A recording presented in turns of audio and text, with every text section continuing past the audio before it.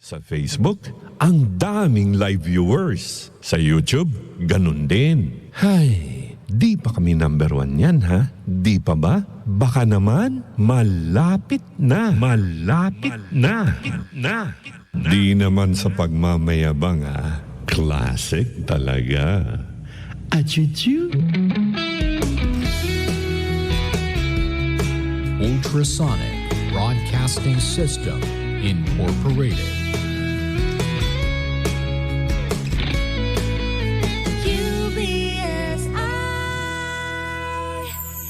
UBSI. Informing and entertaining Filipinos since 1998. Energy, energy, energy, energy!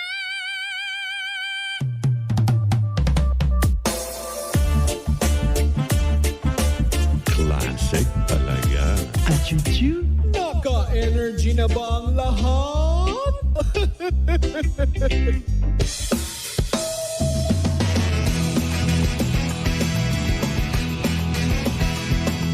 Ang pinakasigat na FM. Energy FM. Araw at gabi mo'y tunay na sasaya dito. Sagot namin, tugtugan, kantahan. Walang patid na tawanan at kulitan. Huwag mong sabihin radyo, sabihin mo Number 1. energy. Ito ang number 1, 06.7 Energy FM.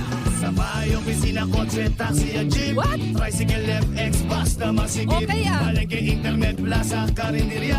Energy FM, nagbibigay saya. Huwag mong sabihin radyo, sabihin mo Number 1. energy. Pangga, energy kaibigan mo. Pangga, energy ang numero 1. Kaya't tumango na at isigaw mo. Same, pero iba. Huwag mong sabihin radyo, sabihin mo energy. Naka-energy na ba ang lahat? Lagi. Ang nag-iisang girlfriend mo sa radyo, DJ Lindsay. Ang pinakamakulit na girlfriend mo sa balat ng radyo. Isang magandang morning sa inyong lahat. Ako pa rin po nag-iisang girlfriend mo sa radio. My name is Lindsay. Makulit pero may puso, handang makinig sa mga kwento mo. Alam mo, feeling ko kailangan mo na siyang iwan kasi it doesn't make sense. Ang kwento sa lihim ng liham. Mahal kong Lindsay. Ako po si Ivan. Graduating student po this coming July. DJ Lindsay, sana matulungan niyo po ako. Hindi ko na po alam ang gagawin ko dahil ngayon lamang po ako nagmahal ng sobra. Meron po akong ex-girlfriend. Ang pangalan po niya ay Trish. Galit na galit po si Trish sa mga cheaters. Habang ako naman, tawang-tawa lang ako sa kanya sa tuwing nagkikwento siya about mga manloloko. Kasi napaka-cute niya kapag nagagalit siya. Every time na makakarinig ka ng kwento about cheating, grabe yung galit mo. Tapos biglang ibabaling mo sa akin yung galit. Sasabihin mo sa akin, ikaw, naku, subukan mo lang talaga. Subukan mo lang. Natatawa lang ako sa'yo kasi bilang boyfriend mo na ikaw lang ang gusto, napapailing lang ako. Sabay pisil sa chubby cheeks mo. Tapos imbes na matuwa ka sa akin, lalo kang napipikon. Ito yung ilan sa mga bagay kung bakit minahal kita ng sobra, Trish.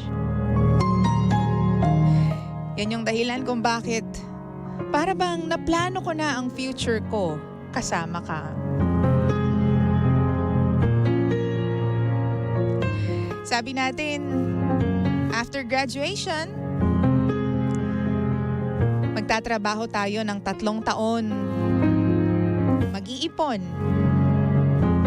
Tapos magpapakasal. Napag-usapan na rin natin na hindi muna tayo magbe-baby dahil gusto muna natin mag-travel. Makarating sa iba't ibang lugar na pinapangarap natin. Sabi ko, oo naman. Gagawin natin yan. Gagawin ko yan para sa'yo.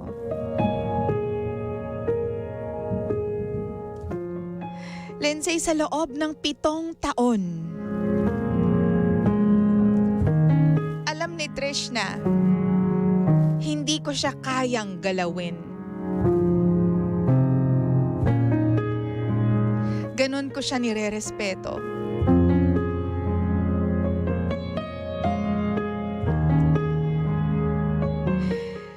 Naalala pa kaya ni Trish yung mga pagkakataon na sinuntok ako ng tatay niya dahil akala nila pinagsasamantalahan kita.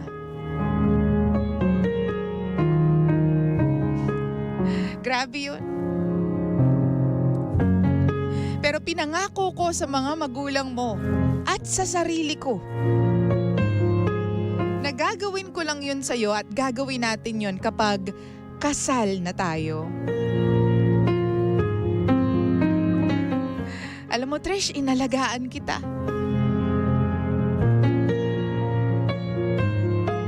Hindi kita ginalaw kahit kailan. Pero ang hindi ko maintindihan, bakit sa iba mo ginawa?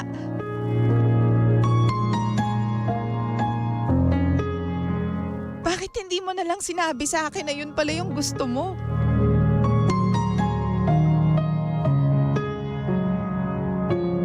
Alam mo, sobrang sakit, Trish. Sobrang sakit.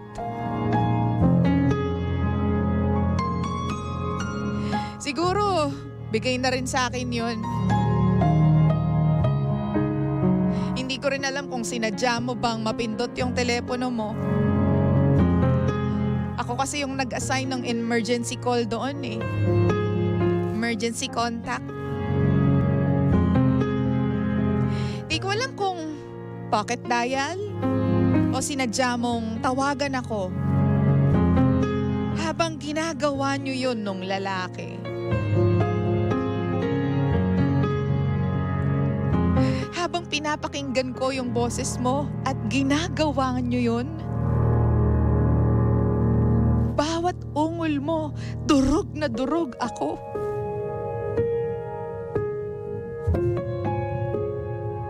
Sobrang sakit.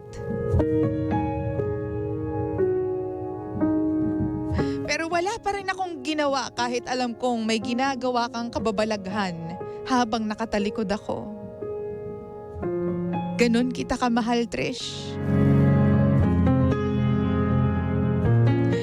Ni wala akong kinausap sa pamilya mo. Wala akong pinagsabihan na kahit sino. Kasi gusto ko sanang ayusin mo yung sarili mo. Gusto kong aminin mo yung pagkakamali mo sa akin kasi handa kitang patawarin. Handa kitang tanggapin, Trish. Humingi ka lang ng tawad at aminin mo lang yung ginawa mo. Di mo alam kung anong pinagdadaanan ko araw-araw. Di mo alam kung gaano kasakit yun. naging loyal ako sa'yo simula sa umpisa.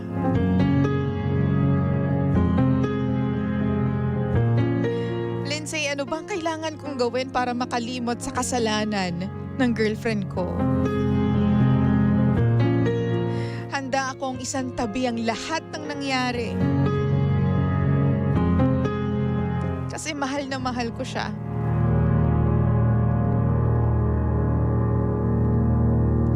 Maraming salamat po sa pagbasa ng aking kwento.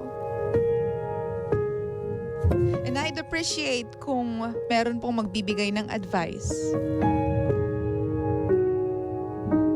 Muli, ako si Ivan. At ito ang lihim ng aking liham.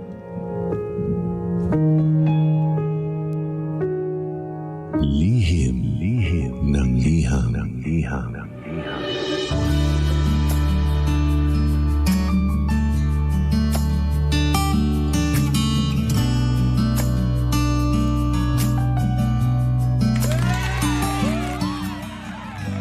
Kayo muna kayo maingay. Makisama kayo dun sa kay Ivan. Uy, grabe kayo. Kayo kaya maka-experience ng ganong trauma. Hindi ko alam kung paano, saan kayo pupulutin. Sinasabi ko sa inyo. Uy, naramdaman ko rin yung yung lungkot nitong si Ivan dun sa story niya. Hello and good morning po sa inyong lahat. Check your time muna mga pangga. It's 9:21 on the clock. This is Lihim ng Liham, ang programang wala kang matututunan. Pero meron kang mararamdaman. Si Trish at saka si Ivan. Si Ivan na talaga naman pong ginalang, minahal ng purong-puro si Trish na girlfriend niya. At for 7 years, wala siyang ginawang kahit anong kalokohan. No? Hindi niya napag-isipan na gawin yung deed. Yun na yun. Oo. Hindi niya naisip na galawin yung girlfriend niya dahil nire-respeto niya yung girlfriend niya. At meron siyang pinangako sa magulang ng girlfriend niya na gagawin lang nila yon pagkasal na sila. Pero ang hindi niya alam, ginagawa na pala ng girlfriend niya sa ibang lalaki. Uy, grabe ka naman talaga. Oo, di ba? Well, this goes to show na hindi lang mga lalaki talaga nagloloko sa lipunan na ito, no? Oo, no? Kahit babae ako, sasabihin ko talaga yan. Oo. Syempre, hindi naman tayo bias dito. Kung ano lang talaga yung nangyayari. Sa totoo lang, ang mga babae talaga, nagloloko naman talaga din. Yung iba, may kakayanan na, well, lahat ng tao may kakayanan magloko.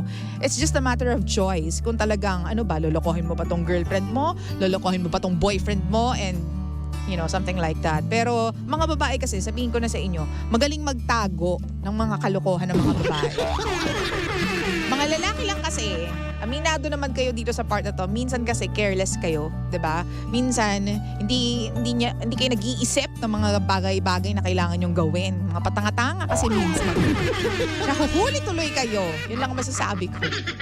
Ay nako, itong si Trish, nako, sinasabi ko sa iyo ate, alam mo naniniwala ako na iba ang karma na dumadating sa isang tao na nakasakit ng isang taong totoong nagmamahal. As in yung purong-puro yung pag-ibig para sa iyo. Oo. Ano kayang hinahanap nito pang si Trish, no? Ba't di niya na lang sinabi dun sa jowa niya na, uy, I wanna do the deed. Lika na. Hoy, lika na. Bakit kailangan pa sa ibang Bakit kailangan pa sa ibang tao? Diba? O di sana, kung sino man ang rightful na gawin niya yon with, dapat yung boyfriend niya, diba? Bakit sa iba pa? Chumorva ka pa sa iba, pwede naman sa boyfriend mo. Hinihintay ka lang niyan eh. Oo, di ba? O, i-message niyo na ako. Ano bang masasabi ninyo tungkol dito sa ating kwento for today? Diyan sa Facebook, facebook.com/energyfm1067. Tapos, basahin natin yan right here sa ating segment dito, okay? Sabi ni Ravicel, kawawa naman po si Sender. Sabi naman po ni Darwin, oo. Hello po, Lindsay, Queen Lindsay. Kung sino pang loyal, yun pa ang sinaktan. Huwag kang martir pare. Masasaktan ka pa rin kung mananatili ka pa sa kanya. Sabi naman po ni Aliza. O, di ba? Sabi dito, nasa na yun? Nasa ni si Aliza.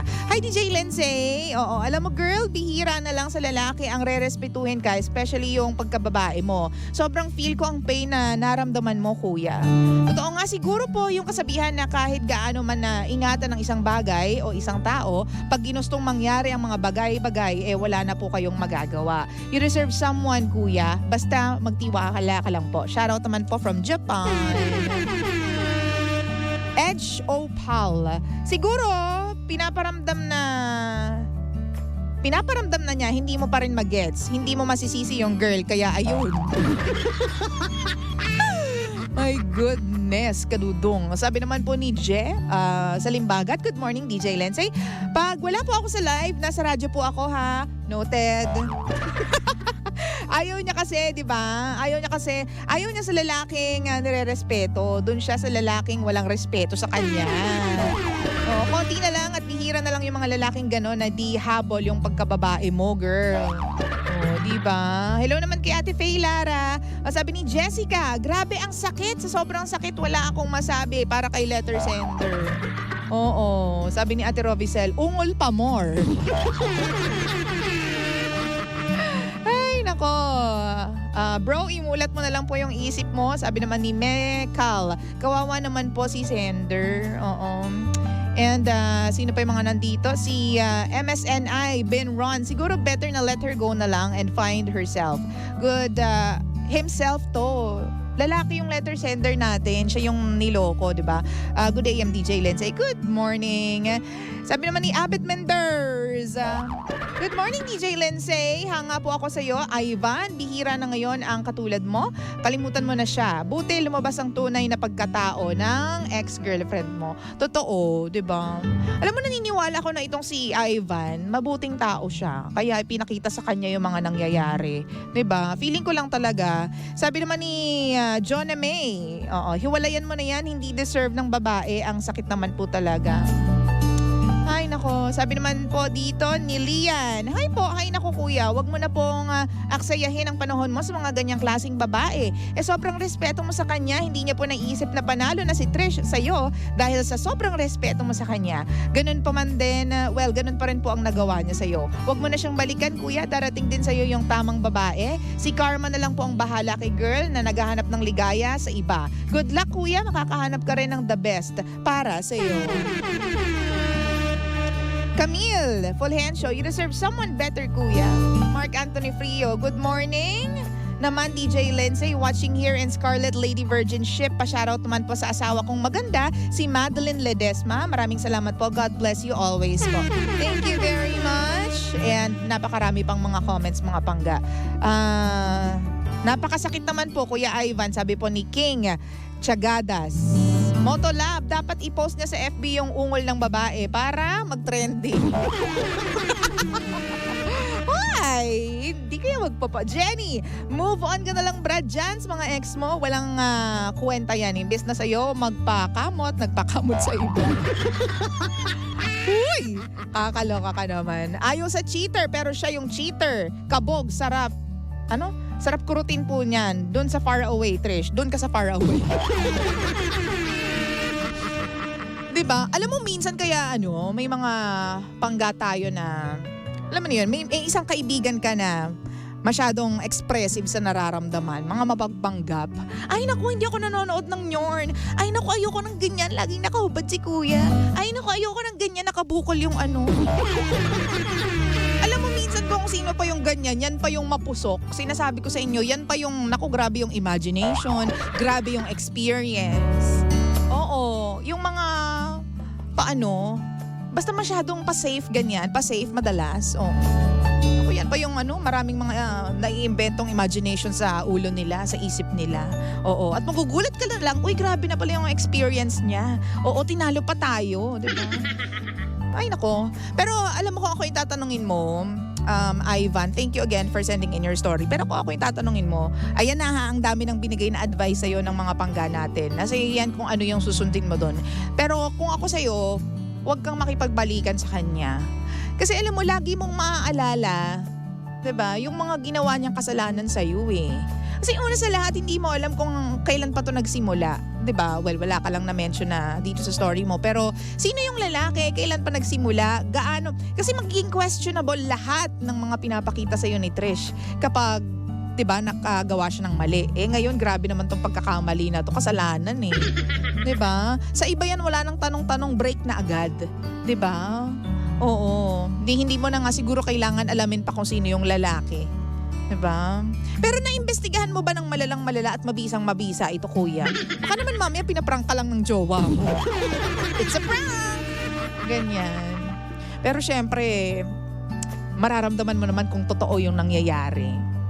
Diba? Minsan talaga totoo yung sinasabi ng kanta eh. Bakit kung sino pa ang siyang marunong magmahal ay siyang madalas maiwan ng di alam ang dahilan. Oo, medyo i-tweak lang natin ng konti. Ang siyang madalas maloko ng hindi alam ang dahilan. Naniniwala ka rin ba na minsan yung mga lalaking sobrang loyal, sobrang straight, sobrang hindi nagloloko, walang ibang babae, yung mga lalaki na tinataas sa pedestal yung mga babaeng minamahal nila, sila talaga yung madalas nasasaktan. Kasi yung sinasabi ng mga babae, masyado kasing mabait, masyadong nabobore na ako, boring, walang challenge. Totoo yan, may mga kilala ko na sobrang babait, tapos talagang binibigay nila lahat para sa mga girlfriend nila, pero ilang beses na rin silang nasaktan. O ilang beses na rin silang niloko. Sobrang bait na nila ha. Pero ilang beses na rin silang niloko. Hindi ko alam kung bakit, anong explanation. Sinasabi ko na lang na, well, naloko ka, ibig sabihin hindi pa talaga yon yung para sa'yo. 'Di ba? Kailangan mong pagdaanan yan para makita mo talaga kung sino yung para sa'yo. Wow! 'Di ba? Kaya kung ako sa'yo, wag mo na siyang balikan. Kasi isusumbat mo lang sa kanya definitely yung mga ginawa niya na kasalanan sa'yo. Tsaka lahat magiging questionable eh. Yung honesty niya, yung sincerity niya, 'di ba? Oo, kasi para sa atin, sagrado yung chorva eh. 'Di ba? Kapag meron tayong minamahal, meron tayong partner, 'di ba? Pag ginagawa natin 'yon, sagrado 'yun eh. Hindi naman 'yun basta chorva lang eh kapag ginagawa mo 'yun with your partner. Yung intimacy, yung closeness ninyo, 'di ba? Yung energy that you exchange with each other kapag ginagawa niyo 'yun. 'Yun yung importante eh. Kasi ang katotohanan ng buhay, madali naman talaga 'yan gawin, 'di ba? Kung sino yung pumayag, sino may gusto, di gawin ninyo ganyan. Pero kapag walang pag-ibig, 'di ba? Kapag walang attachment, pag walang connection, kapag walang relationship or relasyon, 'di ba?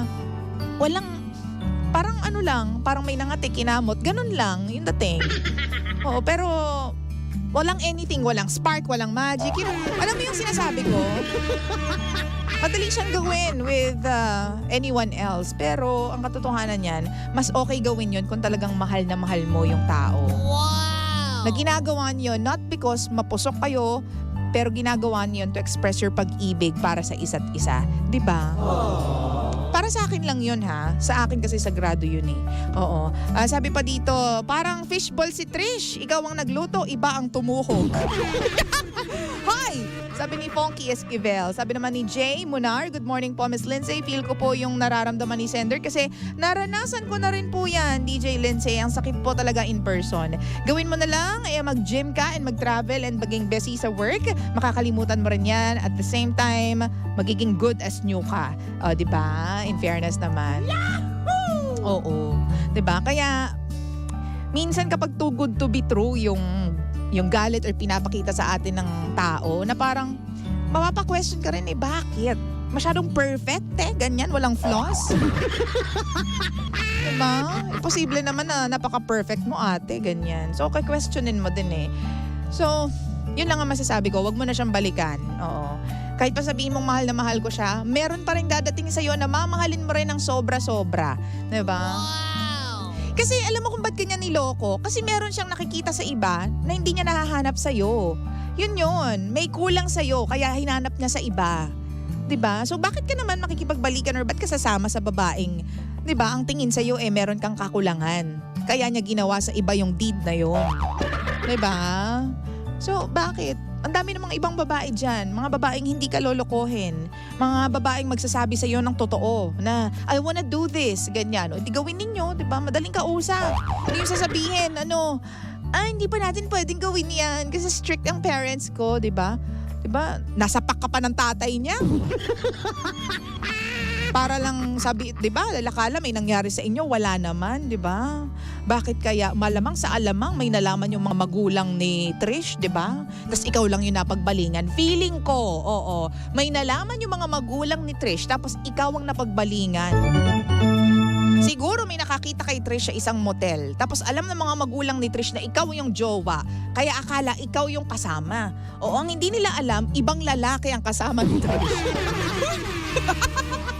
Hindi tayo mag-iimbento ng senaryo, di ba? Baka lang naman. Tayo sure eh. Malay mo. Sabi naman ni Sedi Rojas, pa-shoutout man po dito sa Green Telcom, Quezon Avenue sa Quezon Province. Hello! Kamusta kayo dyan? Mabuhay kayong lahat. And advance happy birthday po, DJ Lindsay, for tomorrow, sabi ni Mocha Mocha. Hello, advance happy birthday to me too. Thank you. Ay nako, anong tawag dito? Si Ivan. Oo, tama na. Tama na yan. I-pack up mo na yan. At tapusin mo na yung connection mo kay Trish, and tama na yung isang malalang problema na yon. Tama na yung isang malalang kasalanan na yon. 'Di ba? Isarado mo na yung kwento na yan, yung libro na yan with Trish, and move on. Kung hindi ka kayang irespeto ni Trish, irespeto mo yung sarili mo, walk away from somebody na hindi ka kayang respetuhin bilang boyfriend niya. Yun ang masasabi ko sa'yo, Ivan. Okay? Kasi napakalaking bagay nowadays yung respeto para sa kapwa. More so, respeto para sa partner. Kasi kapag may respeto ka, hindi mo siya kayang lokohin. Hindi mo kayang manlalaki. Hindi mo kayang tsumorva sa ibang lalaki. Di ko kayang mag-isa dahil